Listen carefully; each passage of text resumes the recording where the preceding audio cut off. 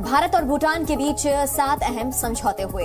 भारत से भूटान तक जाएगी ट्रेन, ऊर्जा, व्यापार, डिजिटल संपर्क, अंतरिक्ष और कृषि विकास के लिए भी समझौते किए गए। दोनों देशों के बीच देखिए संबंधों को मजबूत बनाने का काम ये तमाम जो समझौते करने वाले हैं। आज पीएम मोदी भूटान गए हैं और एक बहुत बड़ा सेरेमोनियल वेलकम देखने को मिला है।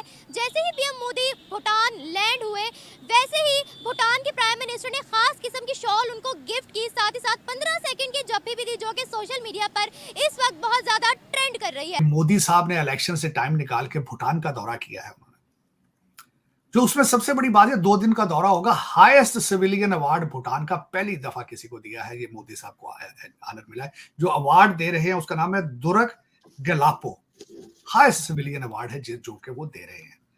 इसके अलावा भूटानियों ने भारतीय तिरंगा लहराया, साथ साथ भारत माता की जय के नारे लगाए। भूटान के आलिशान पैलेस में पीएम मोदी के लिए स्पेशल भारत के लिए इंडियन नेशनल एंथम भी पढ़ा गया। गरबा करके पीएम मोदी का वहां पर इस्तकबाल किया गया। फिर उसके बाद वहां के किंग जो है उन्होंने किया, उन्होंने उनको जो जिस लफ्ज से बुलाया बड़े भाई के, उन्होंने खिताब किया। 1968 के अंदर सफारती रिलेशनशिप भारत के साथ शुरू हुए हैं। मोदी साहब गए हैं, इन्होंने एक हॉस्पिटल इंडिया की मदद से बनाया है, उसका इफ्तिताह करेंगे। एक उसमें बुद्धिस्ट मॉनेस्ट्री है जहां जाएंगे, जहां वहां भी खिताब करेंगे। ये सबसे बड़ी बात। पीएम मोदी की तो मेरी नज़र में कोई रिस्पेक्ट नहीं है, फर्स्टली मैं यही कहूँगी, और सेकेंडली हमें अपने आप को देखना चाहिए। वो मोदी वो तो कुछ भी नहीं कर सकता। कि मोदी जी ने भी कहा है कि ये इसका इतनी सारी बात करने की कोई ज़रूरत नहीं है, ये खुद अपने मौत मारेंगे। वजह क्या है?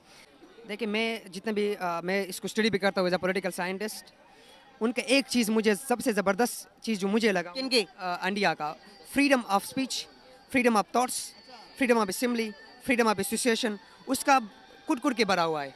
कि भूटान गए हैं, वहां हॉस्पिटल दिया उन्होंने। इसी तरह बांग्लादेश गए, उनको पैकेज दिया था, इंटरेस्ट फ्री लोन, इंटरेस्ट पे दिया था। यहां भी मुसलसल यूक्रेन में भारत जो है वो ह्यूमैनिटेरियन एड वहां पे उनको सप्लाई कर रहा है। तो पाकिस्तान में वैल्यू ही नहीं है। वैल्यू नहीं है। क्यों नहीं है? बस पता नहीं, हुक्मरान नहीं ठीक है पाकिस्तान का। हुक्मरान मंजूर पुश्तीन जो है एक पब्लिक फिगर है, तमाम दुनिया में पब्लिक फिगर अभी बन चुका है। क्या आपका मेन स्ट्रीम मीडिया ने इसको कभी बुलाया? नहीं बुलाया। लेकिन जब इंडिया की बात किया जाए तो वहाँ का जो एमएम है, वो जो इस्लामिक मतलब इस्लाम को जो लीड कर रहा है इंडिया में, उनको बिल्कुल मीडिया, मेन स्ट्रीम मीडिया में बुलाया जाता है और मेन स्ट्रीम मीडिया में उसको डिबेट किया जाता है।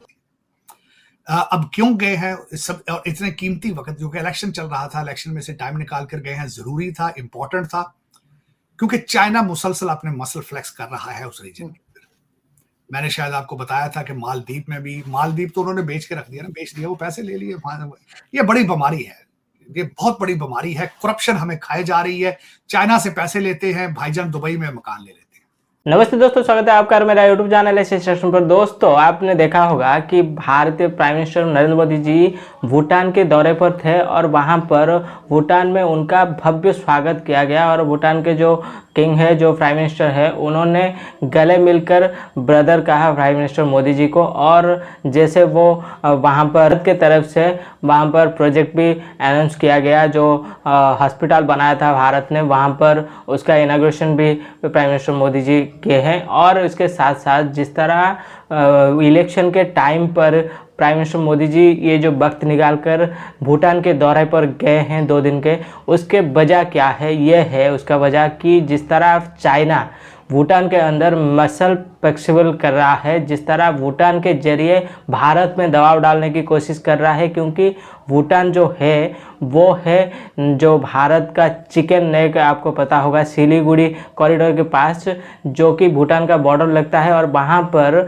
चाइना चाहता है कि भूटान के जरिए एक्सेस लेने के लिए, जिस वजह से वो भारत को मुसीबत में डाल सकता है, क्योंकि जो भारत का नॉर्थ ईस्ट का साइड है वो वही चिकन नेक से ही जाता है, जिसको चाइना नहीं चाहता है। चाइना चाहता है भूटान के जरिए उसमें भारत में दबाव डालने के लिए, लेकिन भूटान कभी भी चाइना का साथ नहीं दिया है, ना ही चाइना का कभी भी मतलब चाइना को वहाँ पर एक्सेस दिया है। यही है जो कि भारत और भूटान के संबंध का रीजन, जिस वजह से prime minister Modi ji election के टाइम पर भी टाइम निकालकर भूटान के दौरे पर गए। भूटान ने भी पीएम मोदी को अपना बड़ा भाई कहकर संबोधित किया। जाहिर है चीन को भारत और भूटान की करीबी दोस्ती रास नहीं आ रही होगी। पीएम मोदी का भूटान दौरा चीन का तनाव बढ़ा रहा है। तो भारत के प्राइम मिनिस्टर नरेंद्र मोदी जो हैं वो भूटान के दौरे पे चले गए हैं और कहा यह जा रहा है कि ये उनका आखिरी इंटरनेशनल दौरा हो सकता है।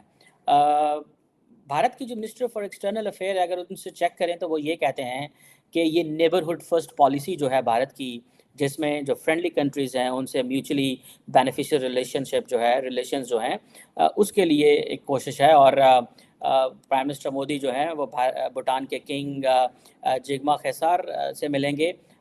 इसके अलावा वो जो है वो बायलैटरल टॉक्स जो हैं वो तो करेंगे ही करेंगे। और इसके अलावा भूटान की जो लीडरशिप है वो प्राइम मिनिस्टर मोदी को बड़ा एक एक्स्ट्राऑर्डिनरी वेलकम दे रही है। इंडिया के प्राइम मिनिस्टर को भूटान के किंग की तरफ से दी हाईएस्ट सिविलियन अवार्ड दिया गया है।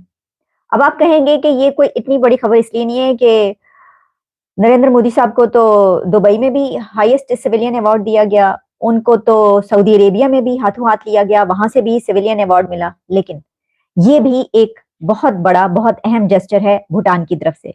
इसकी वजह क्या है? इसकी वजह ये है कि नरेंद्र मोदी साहब इंडिया के प्राइम मिनिस्टर वो फर्स्ट फॉरेन नेशनल हैं जिनको भूटान के किंग ने पर्सनल डिनर पर इनवाइट किया। नंबर 2, ये नंबर 1 मैंने आपको बताया। नंबर 2, सिविलियन जो highest civilian award Narendra Modi को दिया गया है वो फर्स्ट टाइम किसी इंडिया के प्राइम मिनिस्टर को मिला है। ये इंडिया का पहला वजीर आजम, पहला प्रधानमंत्री है जिनको भूटान की तरफ से ये दी हाईएस्ट सिविलियन अवार्ड दिया गया है।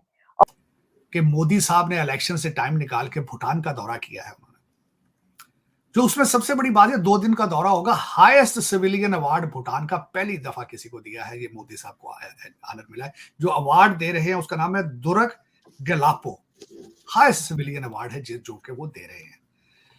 इंटरेस्टिंग चीजें आपको पता है, मैं जरा थोड़ी सी यूनिक चीजें अपनी मर्जी के लिहाज से देखता रहता हूँ। मोदी साहब के लिए उन्होंने नगमा गाया, वहां पे गारबा उन्होंने सॉन्ग गाया जो, और लेकिन मोदी साहब ने खुद लिखा हुआ था। ये बड़ी इंटरेस्टिंग बात है। मैं अब ढूंढूंगा उसको और आपको बताऊंगा, आपके देखने वालों को ढूंढ के वो नगमा गा के सुनाऊंगा। फिर उसके बाद वहां के किंग जो है उन्होंने किया, उन्होंने उनको जो जिस लफ्ज से बुलाया बड़े भाई के, उन्होंने खिताब किया। 1968 के अंदर सफारती रिलेशनशिप भारत के साथ शुरू हुए हैं। मोदी साहब गए हैं, इन्होंने एक हॉस्पिटल इंडिया की मदद से बनाया है, उसका इफ्तिताह करेंगे। एक उसमें बुद्धिस्ट मॉनेस्ट्री है जहां जाएंगे, जहां वहां भी खिताब करेंगे। ये सबसे बड़ी बात है। अब क्यों गए हैं सब, और इतने कीमती वक्त जो कि इलेक्शन चल रहा था, इलेक्शन में से टाइम निकाल कर गए हैं, जरूरी था, इंपॉर्टेंट था, क्योंकि चाइना मुसलसल अपने मसल फ्लेक्स कर रहा है उस रीजन के।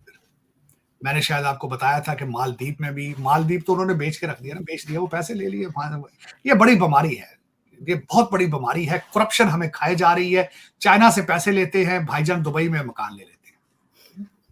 और ज्यादा करने वाले मेरे ज्यादातर मोहम्मदन भाईजान है, वो ज्यादा उनको शौक है लंदन में और दुबई में, बहुत शौक है, बहुत शौक। जो भूटान, इंडिया और चाइना के रिलेशनशिप है, या जो आप तीनों का आप ये देख रहे हैं एक त्रिकोण, इसके अंदर चाइना ये चाहता है, चाइना की ख्वाहिश है कि उसकी भूटान के अंदर प्रेजेंस हो।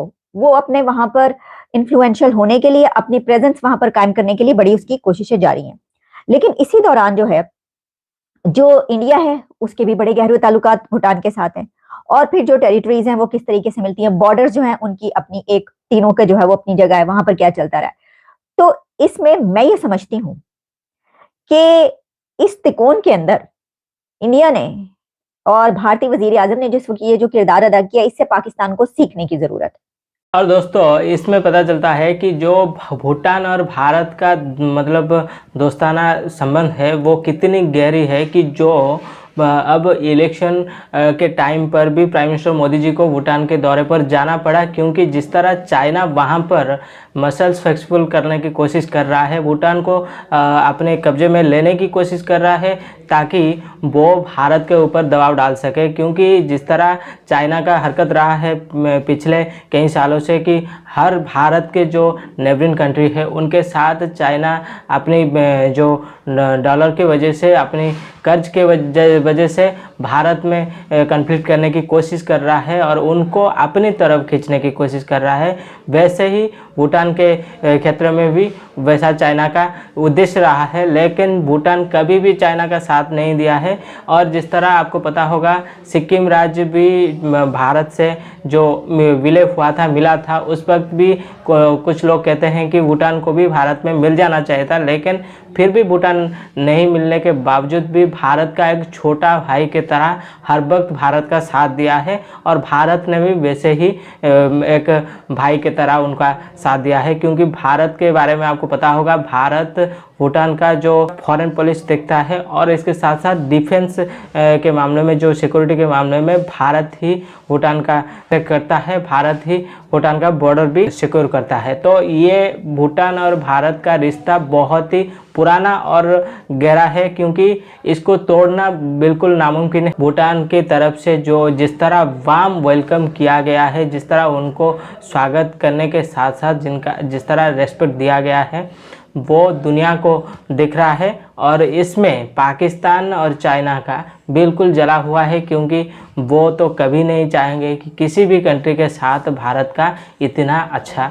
संबंध हो। और ज़्यादातर जिस तरह चाइना चाहता था कि भूटान में अपनी इन्फ्लुएंस बढ़ाए और भारत में दबाव डाले, वो तो आगे लग रहा है कभी भी नहीं हो पाएगा। ये इस जो दौरे के जरिए चाइना को एक संदेश मिल गया है। तो दोस्तों, आई होप कि आपको ये वीडियो को बिल्कुल पसंद आया होगा। अगर वीडियो पसंद आया तो वीडियो को लाइक करें, चैनल को सब्सक्राइब करें, ताकि ऐसे ही इन्फॉर्मेटिव वीडियो मैं आप लोगों के लिए और भी लाता रहूँ। तो चलिए दोस्तों, फिर मिलते हैं नेक्स्ट वीडियो पे। तब तक के लिए जय हिंद, जय भारत, जय श्री राम।